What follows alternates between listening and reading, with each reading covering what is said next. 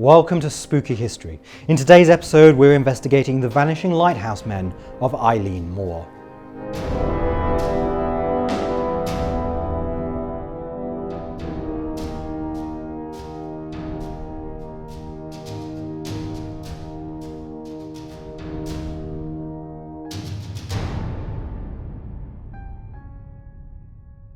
The tale we're about to tell is wonderfully recounted in the poem Flannan by Wilfred Wilson Gibson, first published in 1912.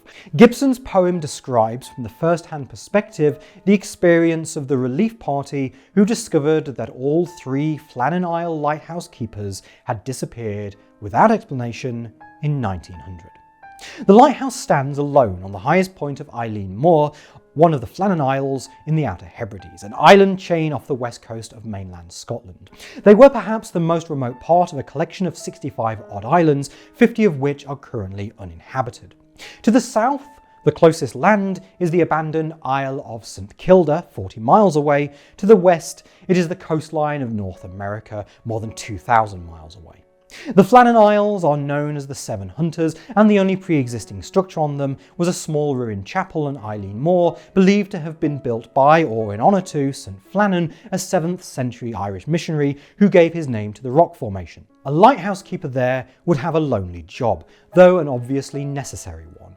Being separated from each other and isolated from the rest of Scotland, ships are of a prime importance, as was the route the islands are on. In the past, many ships coming from or going to America were claimed by the stormy seas the area is known for. Modern investigation systems now minimise the dangers, and Flannan Isle Lighthouse was once such a cutting-edge innovation. Standing 23 metres high, it was built between 1895 and 1899. All of the materials used had to be hauled up the 45-metre cliffs directly from supply boats at the only two possible landing sites, and a railway track was built to facilitate the transport of provisions for the keepers and fuel for the light. In December 1900, barely a year after it had first been lit, the lighthouse was manned by three experienced men: James Ducat, the senior member of the team and a married man and father of four; Thomas Marshall, who kept the official log; and Donald MacArthur, who was covering for a sick keeper and was himself married with two children.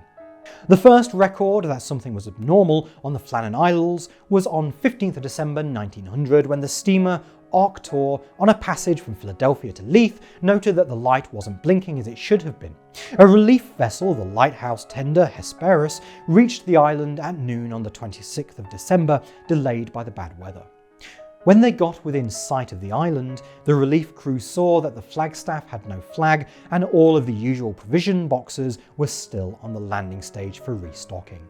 More ominously, none of the lighthouse keepers were there to welcome them ashore or to answer Captain Jim Harvey's blowing of the ship's whistle and firing of a flare. A boat was launched and Joseph Moore, the relief keeper, was put ashore alone. He found the entrance gate to the compound and the main door both closed, the beds unmade, and the clock stopped. He went back to the landing stage to pass on his discoveries and then climbed back up to the lighthouse with Hesperus's second mate and a seaman. A further search revealed that the lamps had been cleaned and refilled. A set of oilskins was found, suggesting that one of the keepers had left the lighthouse without them, and there was no sign of any of the keepers neither inside the lighthouse nor anywhere on the island. Moore and three volunteer seamen were left on the island to attend the light, and Hesperus returned to Lewis. Captain Harvey sent a telegram to the Northern Lighthouse Board dated 26th of December 1900 stating, "A dreadful accident has happened at the Flannans. The three keepers, Ducat, Marshall and the Occasional, have disappeared from the island. The clocks were stopped and other signs indicated that the accident must have happened about a week ago. Poor fellows must have been blown over the cliffs or drowned trying to secure a crane." On Eilean Mor, the men scoured every corner of the island for clues as to the fate of the keepers. They found that everything was intact at the east landing, but the west landing had been severely damaged by recent storms.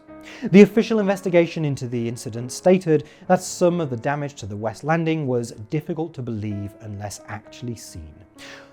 A box at 33 metres above sea level had been broken and its contents strewn about. Iron railings were bent over, the iron railway by the path was wrenched out of its concrete, and a rock weighing more than a ton had been displaced. On top of the cliff, at more than 60 metres above sea level, turf had been ripped away as far as 10 metres from the cliff edge. The report concluded that on Saturday the 15th of December, Ducat and Marshall had gone down to the western landing stage and that MacArthur, the occasional, had left the lighthouse during heavy rain in his shirt sleeves, and that an extra large sea had rushed up the face of the rock, had gone above them, and coming down with immense force had swept them completely away. This explanation did not please everyone. As the report itself recognised, it was a breach of Northern Lighthouse Board rules for the light to be left unattended, and it seemed odd for a man to go into a storm capable of such damage in only his shirt, especially if he had the time to carefully close the lighthouse door and gate. Many newspapers and periodicals printed alternative explanations, including that a sea serpent or giant seabird had carried the men away, that they had arranged for a ship to take them away and start new lives, that they had been abducted by foreign spies, or that they had met their fate through the malevolent presence of a boat filled with ghosts known as the Phantom of the Seven Hunters. The legend states that the Phantom was unhappy about the intrusion of modern life and outsiders into its home, which unfortunately included the new lighthouse and its crew, though it refrained from hurting any of the people who replaced them over the subsequent 71 years. All of these theories add rather than explain the mystery, as none of them are particularly plausible.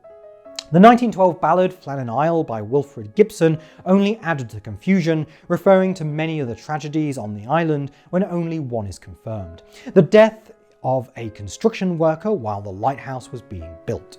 The poem also erroneously described an overturned chair and uneaten meal laid out on the table, indicating that the keepers had been suddenly disturbed, details commonly added to stories about strange disappearances, as we saw with the Mary Celeste. Later still, a logbook was discovered showing the lighthouse crew behaving very strangely and describing storms that were not witnessed anywhere else.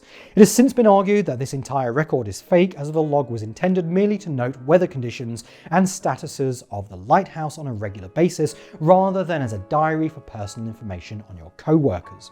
Retellings of the story have only grown more fanciful, with events apparently inspiring a story of the classic era of Doctor Who, The Horror of Fang Rock, and the 2018 film The Lighthouse, starring Robert Pattinson and Willem Dafoe. Fiction must have its way, as sadly the truth gives us nothing but mystery and silence. Personally, it seems unlikely to me that the men chose to disappear from the island, or that they were visited there by another human, as the place was so remote and had nothing to recommend itself. We will probably never know how these three men truly met their fate, and their bodies were never found. We hope you enjoyed that episode of Spooky History. Don't forget to subscribe and hit the bell icon to be notified of new videos, and also check out the link in the description for the full Gibson poem. You can support us with donations at paypal.me/noisyghostent and find us on most social media. Thanks for watching, and please do have nightmares. Goodbye. He went back to the landing stage to pass on his discoveries and then climbed back up to the lighthouse with Hesperus's second mate and a seaman. Seaman.